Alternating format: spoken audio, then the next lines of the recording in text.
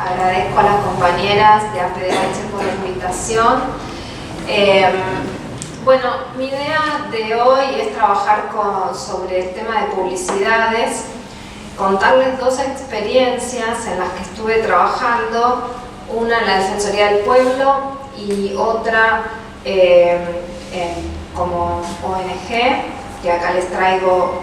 Después tengo algunos materiales para que se lleven, pero no para todo el mundo, pero está online, les voy a dejar mi página, un protocolo de actuación en publicidad. Así que bueno, empezamos. Voy a hablar un poco en general, primero de algunos datos en relación a las publicidades. Como ustedes saben, en los últimos años, y como ya señaló Lili, todo el empuje del movimiento feminista, de los feminismos, también obviamente repercutió en todos los espacios. Si bien el mundo publicitario ha sido históricamente muy machista, más incluso que cualquier otro, porque es un mundo donde en general las agencias trabajan varones muy jóvenes, hay mucha plata en juego, y es casi un divertimento para ellos estar seleccionando, por ejemplo, posibles mujeres para castings, y no tienen problemas de quedarse hasta cualquier hora, porque en general, como sabemos, los cuidados están a cargo de las mujeres. Así que ha sido muy expulsivo para las mujeres el mundo de la publicidad. Seguramente quienes vieron la serie Mad Men, que es buenísima, y si no la vieron la recomiendo, ahí pueden ver, explayarse sobre ese mundo que nace especialmente en los años 50 con la televisión, ¿no? Bueno, acá traje algunos datos, tienen algunos años, pero todavía nos sirven para poder ver cuáles son los problemas principales que detectamos o se detectan en las publicidades con una mirada de género, ¿no? Primero, el tema de la juventud, ¿no? Las protagonistas de las publicidades, acá dice este estudio, el 85% son mujeres jóvenes. Y también aparece otro fenómeno, que es el que los hombres aparecen en general como, no siempre, pero una de las características es que aparecen con la voz en off, con esta figura de autoridad, ¿no? Dando las explicaciones, aclarando las cuestiones, ¿no? Ahí, en general, esta figura de autoridad es una voz masculina. El tema de ubicarnos a las mujeres dentro del espacio doméstico también es un problema que plantean las publicidades todavía. Y el otro gran problema es el tema de reproducir situaciones de violencia. Estas son algunas publicidades que tuvieron mucha repercusión hace unos años. La de Dolce & Gabbana fue levantada de las revistas porque era una publicidad gráfica, porque simulaba, como se ve, una violación. Y la de Fiorucci es de acá, de Santa Fe, y también fue muy cuestionada por los movimientos feministas, ¿no? Tenemos una ley que costó mucho conseguir, y de la que queda bastante poco en pie, que es la Ley de Servicios de Comunicación Audiovisual, y que incorporó en algunos apartados e incisos por primera vez en nuestro país la necesidad de incorporar la perspectiva de género en la comunicación. Y luego tenemos la segunda gran ley, muy importante, seguramente ya vieron, ¿no? Esta ley, la ley 26485, pero es una ley pionera, muy interesante y muy importante para quienes trabajamos en medios, en comunicación, porque habla por primera vez de la violencia simbólica, un tipo específico, y su modalidad, o la modalidad en la que se expresa muy claramente y con mucha frecuencia, que es la violencia mediática, ¿no? Acá tenemos la definición, que no la vamos a leer. Ven, acá están los tipos y modalidades. Esto es muy importante como una herramienta que tenemos para empujar, ¿no? ¿no? En este sentido de modificar lo que hacen o dejan de hacer los medios de comunicación. A mí me interesa esta frase de Bourdieu porque nos habla, a veces cuando hablamos de comunicación se nos dice que, bueno, eso en realidad no es tan importante, en realidad hay cosas más urgentes, ¿no? Frente a asesinaron a una mujer, ¿qué es más grave? ¿Que los medios traten mal el femicidio o el asesinato? Bueno, lo que nos dice Pierre Bourdieu es que la comunicación también tiene efectos en nuestros cuerpos, obvio, no son de la misma magnitud, pero también la comunicación, lo que comunicamos, cómo lo comunicamos o no, también tiene efectos en nuestros cuerpos, y de eso no tenemos que olvidarnos, ¿no? Quienes trabajamos en comunicación. Esta es la definición de la violencia mediática. Si la leemos con detenimiento no queda nada en pie, de los medios no queda nada en pie. Como decía Lili, en nuestro país y en general es lo que sucede, para trabajar en modificación de conductas en los medios, se está trabajando, por lo menos desde los últimos 10-15 años, en tratar de sensibilizar a quienes producen los distintos productos, desde publicidades hasta programas de televisión, de entretenimiento, de información o de ficciones. Se ha trabajado en tratar de sensibilizarlos, de informarlos sobre las leyes y de que existen estos conceptos y de que lo que están produciendo está generando un daño en las mujeres o en los colectivos feminizados, y esa ha sido la línea, por lo menos, de la Defensoría del Público y antes también del Observatorio de las Mujeres, el Observatorio de Medios, que estaba compuesto por el entonces AFCA, el Consejo Nacional de las Mujeres y el INADI. El Consejo hizo un trabajo interesante, que creo que fue de los primeros en nuestro país, que me parece importante. Lo hizo con la UNC y la Universidad de Quilmes, para medir indicadores de violencia simbólica.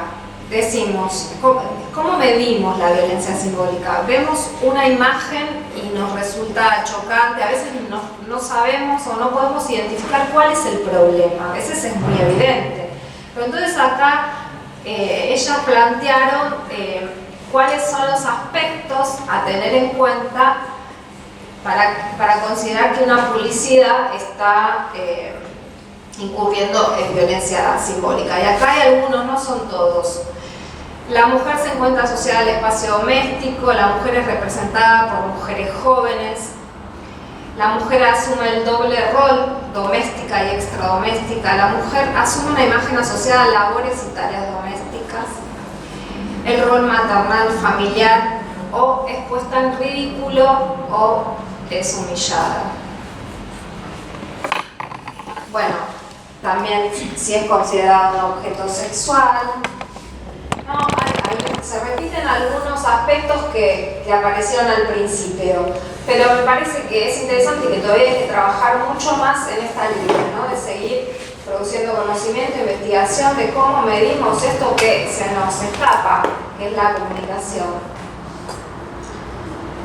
Y acá es un estudio que es interesante, si quieren pueden profundizar, después se los puedo pasar, porque si no llegamos, ¿no? Donde se midió las publicidades de los canales abiertos, y en todas, en general en todos los canales, no importaba si era el canal 7 o los canales públicos, no había diferencia en relación a lo que mostraban en sus publicidades. Y la violencia simbólica y mediática estaba presente en casi todas. Este año di un taller en una empresa con las distintas áreas de marketing y de publicidad, Y cuando traía estos estudios decía, bueno, pero eso ya no es más así, ya es muy viejo y demás. Entonces, les recordaba que esta fue una campaña que salió este año, en el Día de la Madre en España, ¿no? No sé si se llega a leer lo que dice. 97% entregada, 3% de egoísmo y 0% quejas, ¿no? Eso es 100% madre. Eso es 100% madre, una madre ideal, la madre estereotipo, ¿no? Lo que se está dando es que, como decía al principio, hay cambios, hay publicidades interesantes, pero todavía tenemos mucho trabajo y en cuanto nos descuidamos volvemos para atrás. Entonces hay que hacer un trabajo permanente. Bueno, aquí les quiero contar una experiencia muy linda que hicimos en la Defensoría del Pueblo, donde trabajo en el área de género, con Mónica y Viviana, que están por ahí o se fueron, no sé. Hicimos un análisis de las publicidades de las revistas, de dos revistas, para chicos y chicas. En general son para chicas, que eran las más consumidoras, porque ahora las revistas fueron desapareciendo en su versión en papel. Y las revistas dominicales de La Nación y de Clarín, Viva y La Nación. Lo interesante, además de este trabajo, es que lo hicimos con estudiantes de escuelas secundarias. Entonces, lo que hicimos fue hacer 3 encuentros con los segundos años. Hicimos 3 encuentros con cada curso. En el primer curso trabajamos cuestiones de género y siempre en relación a la publicidad.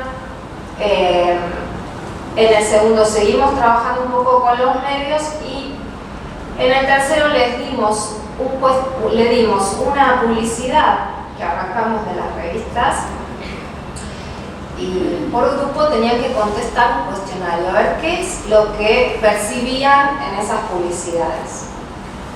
Y luego procesamos todo eso y acá les traigo la información que me parece que es muy interesante. Bueno, se analizaron todas las publicidades donde había personas. No analizamos las que no tenían personas como protagonistas porque no nos importa desde el punto de vista del género, ¿no? Si hay solo objetos. Entonces acá tenemos la cantidad de avisos que se analizaron, 144, 96 de revistas de interés general y 48 de revistas para adolescentes. Y el criterio era, como les decía, tener a personas como protagonistas. Una primera pregunta tenía que ver con identificar los tipos de productos, los rubros que predominaban. Y acá se llega a leer, el primero, el más alto, es de indumentaria y accesorios. Ropa interior, sigue cosméticos y artículos de perfumería.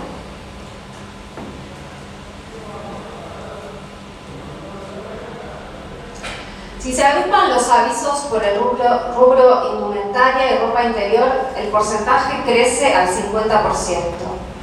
Los avisos de las revistas para adolescentes están más concentrados en un solo rubro, que es indumentaria y accesorios. Si pensamos que quienes consumen las revistas son en general chicas y que incluso las revistas dominicales, que si bien se presentan como revistas de interés general, son más destinadas al público femenino, bueno, es un dato interesante, ¿verdad? Bueno, les pedimos también que identificaran el género de las protagonistas o los protagonistas. Lo que prevalecen son los personajes principales femeninos, en un 74%.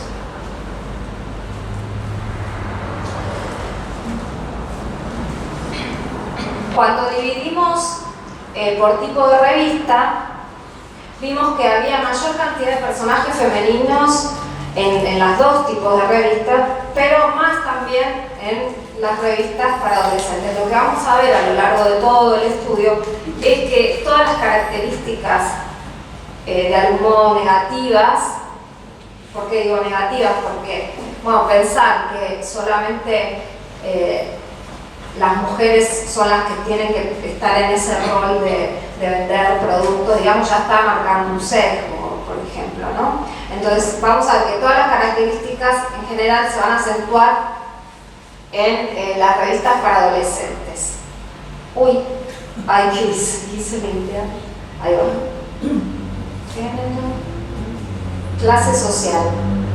También les preguntamos, siempre por lo que percibían, esto es un estudio de percepción, de la cantidad de personajes principales, en qué clase los ubicaban, y como ven predominan las clases medias y altas. Y luego les preguntamos por la edad. Predominan los personajes adultos y adolescentes, y en tercer lugar se ubican niños, niñas. Lo que no hay son adultos y adultas mayores, eso llamó la atención. Según los tipos de revista, también hay algunas diferencias. El 86% de los personajes adolescentes aparecieron en avisos publicados en las revistas para adolescentes, lo cual no llama la atención, pero sí que no hay personajes adultos mayores, ahí directamente no hay ningún adulto mayor, y solo se registra un 6% de niños. Luego fuimos al aspecto físico, las distintas características. Una tenía que ver con el color del cabello, ¿no? Supongo que se pueden ir imaginando lo que viene, pero es interesante desgranarlo, ¿no? Predominan los personajes de cabello castaño, seguidos por los de cabello rubio, y luego de cabello negro, en menor lugar.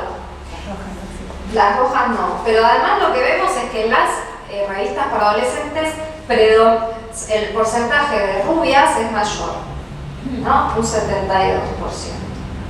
No, un 85%.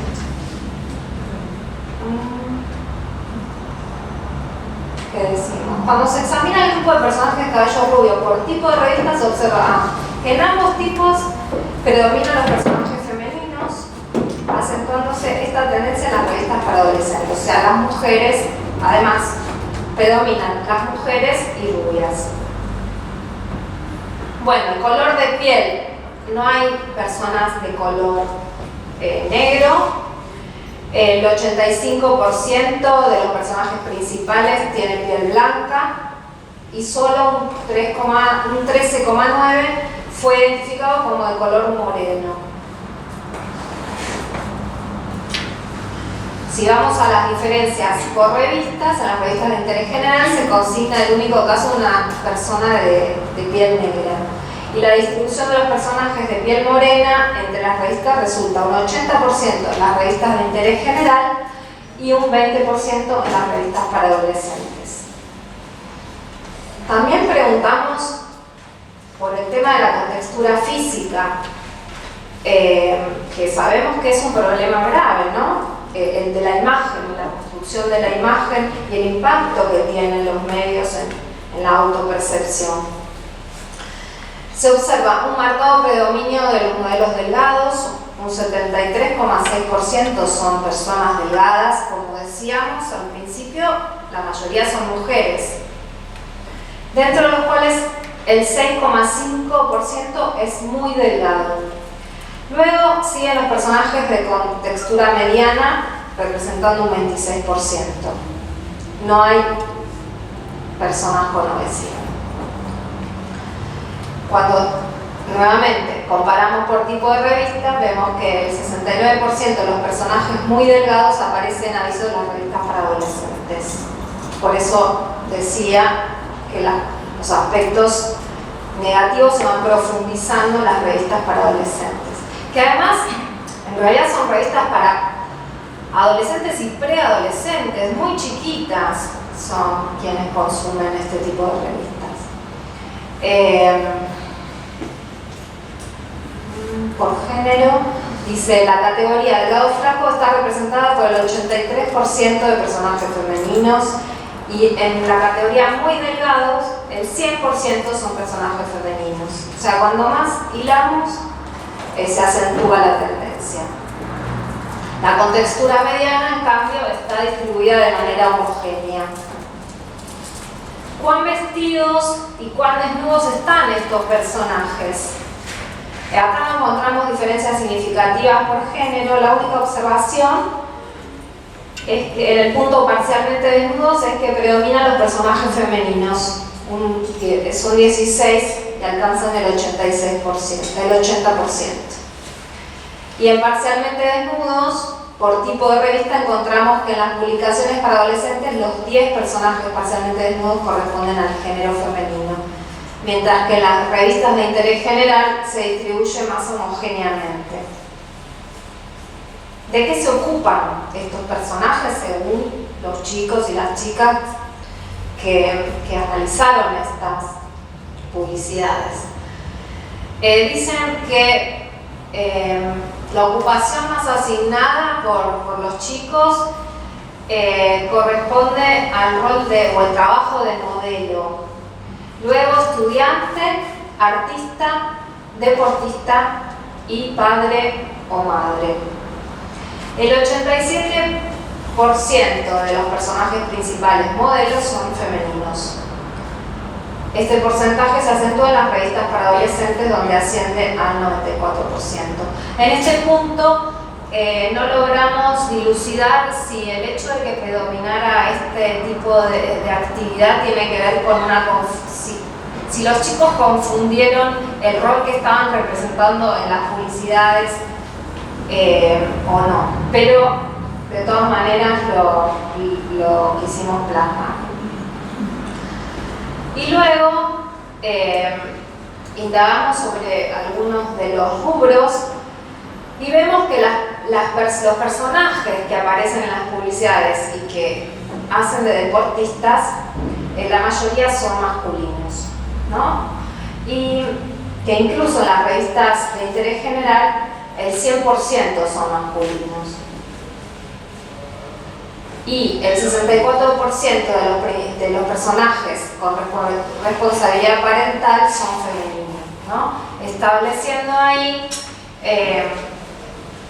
o encasillando nuevamente a las mujeres y a los varones en roles y actividades típicas o esperables por género. O sea, observamos ahí un predominio de los estereotipos. ¿Qué actitudes tienen estos personajes?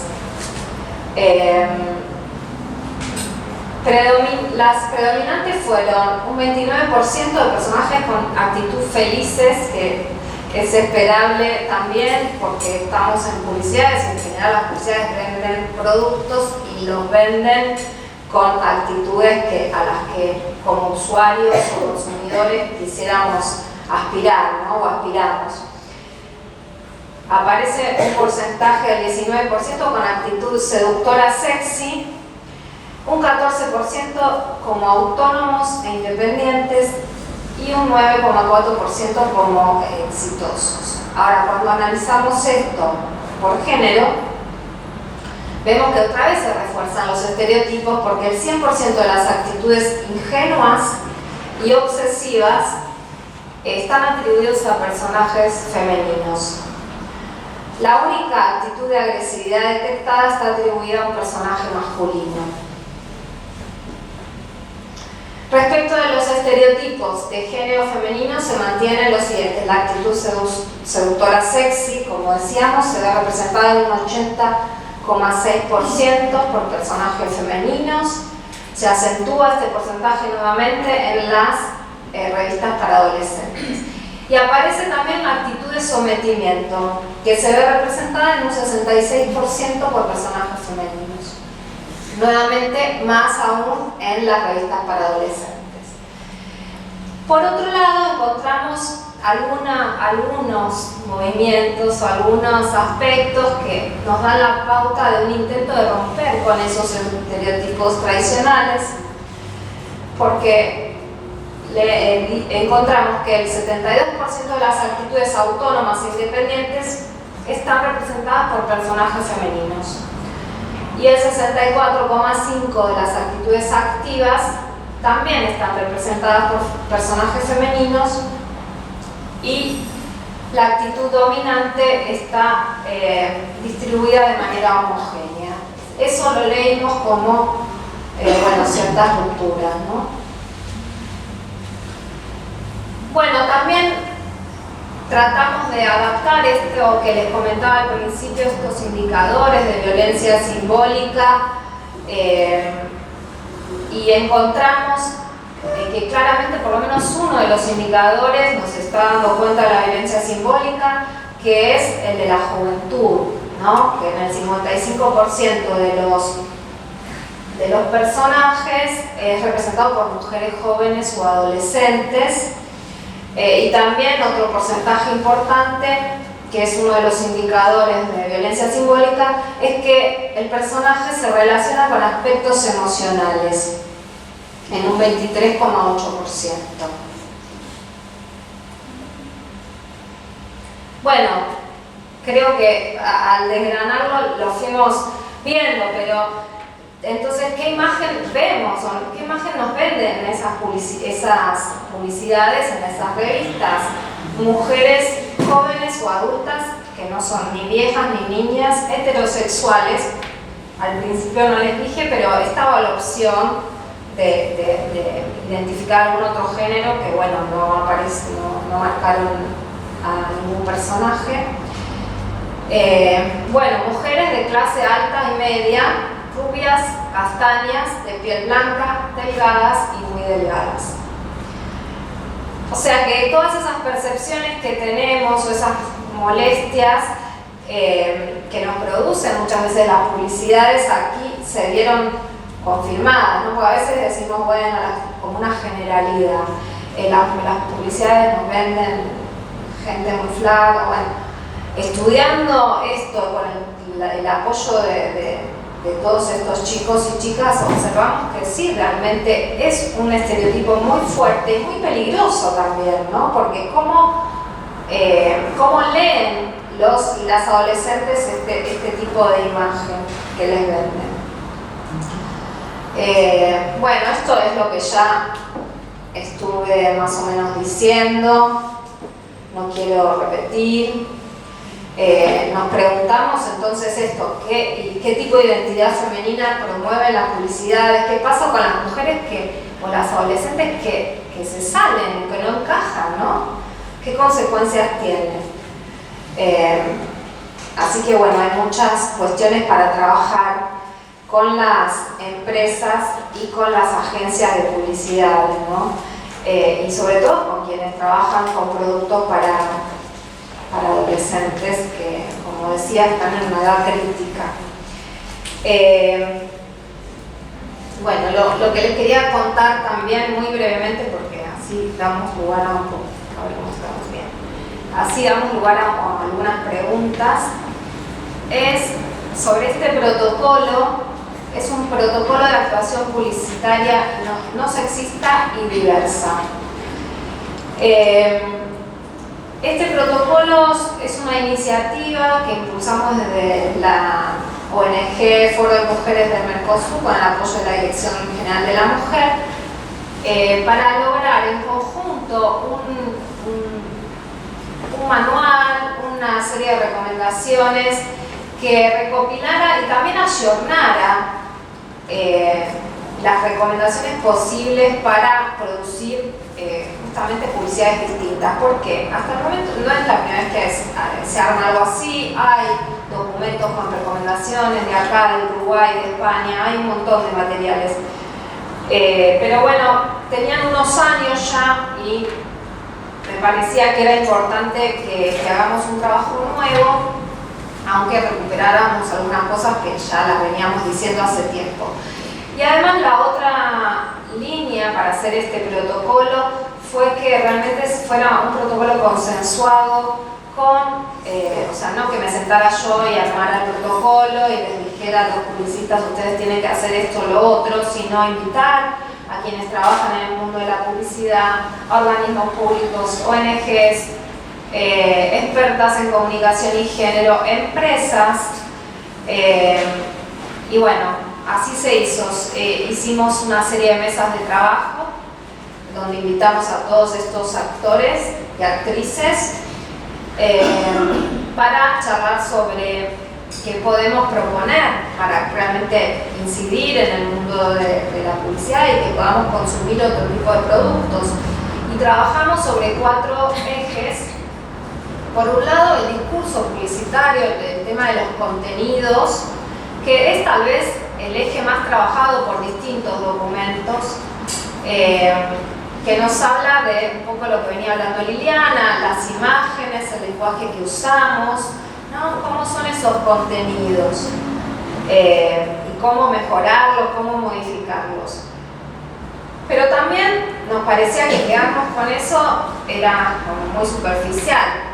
Pensamos entonces cómo modificar las estructuras de las empresas que generan estos contenidos, porque evidentemente si una empresa no tiene una participación paritaria o no integra personas con identidad de género disidente o las mujeres no llegan a los lugares de decisión, que es lo que ocurre como en todos lados, pero en este espacio es claramente muy fuerte. De hecho, creo que hay una sola, por lo menos hasta el año pasado, una sola creativa con responsabilidad, digamos, con el título de creativa publicitaria que sigue en el sistema, porque como les decía antes, es bastante expulsivo para quien quiera tener hijos o para quien no se sienta cómoda en ese ámbito. Entonces, hay una serie de recomendaciones sobre el tema de la toma de decisiones.